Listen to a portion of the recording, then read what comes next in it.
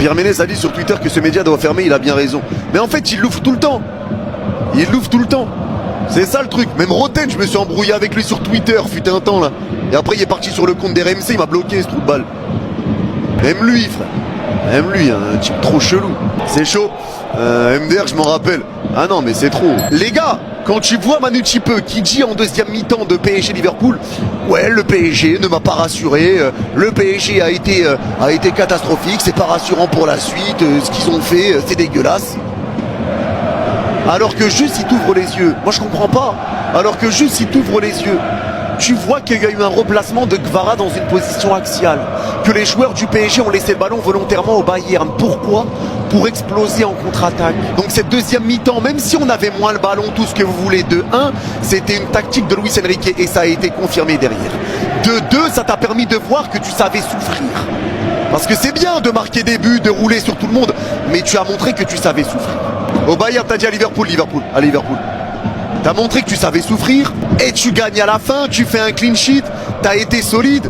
Un détail que pas mal de ceux qui supportent et ou analysent la situation du Real Madrid omettent de mentionner, on n'aurait jamais dû virer ce mec.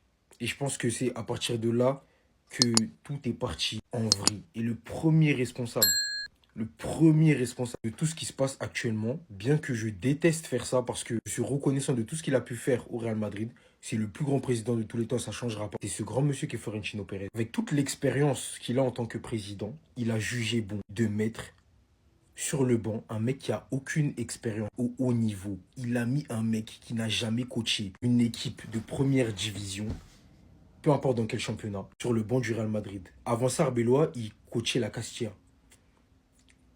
Et ce mec qui est au possible titulaire d'un Bafa, tu vas le mettre dans un vestiaire dans lequel il y a des mecs comme Jude Bellingham, Vinicius Junior, Kylian Mbappé et j'en passe. Il n'a pas cette expérience-là. Et je pense que c'est là où la différence est toute faite. Alors oui, on va me dire que Xabi Alonso également, tout au long de sa carrière, il n'a pas commis des grands joueurs. Il a été un grand joueur. Il a partagé d'immenses vestiaires. Ça a été un homme de caractère. Il a toujours dit quand les choses étaient mal faites, même lorsqu'il était joueur. Ça veut dire que lui, déjà, il a un background, une aura qui lui permet de remettre en cause certains joueurs et de les confronter tout simplement, ce que Arbeloa ne peut pas faire selon moi, ou ne peut pas faire avec... Moi, je suis un joueur de foot. Arbeloa, il me dit ce qui ne va pas, je ne le prends pas au sérieux.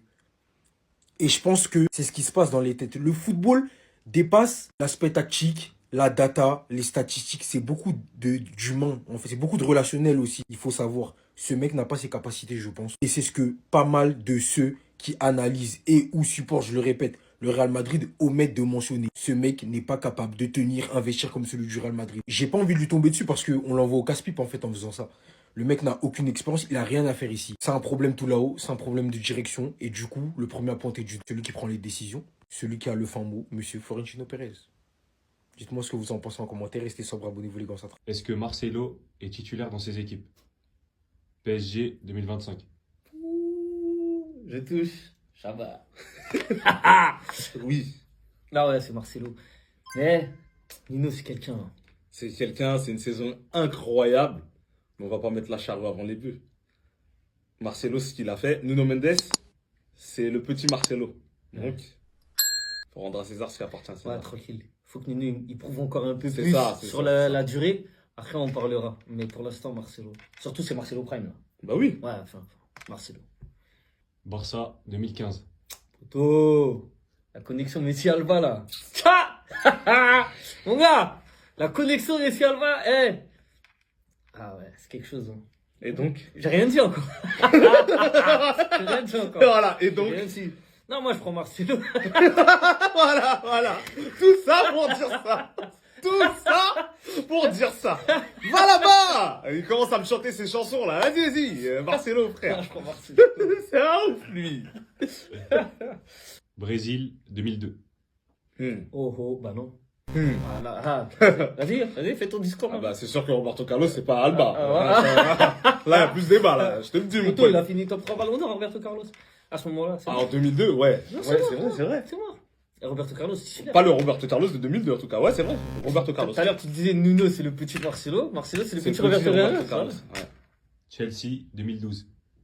Ah, je t'écoute. Ah, oui. Bah oui. Non, Marcelo, de toute façon, on parle pas avec lui. Hein. Aussi fort soit-il. Il le lave, matin, midi, soir. Exactly.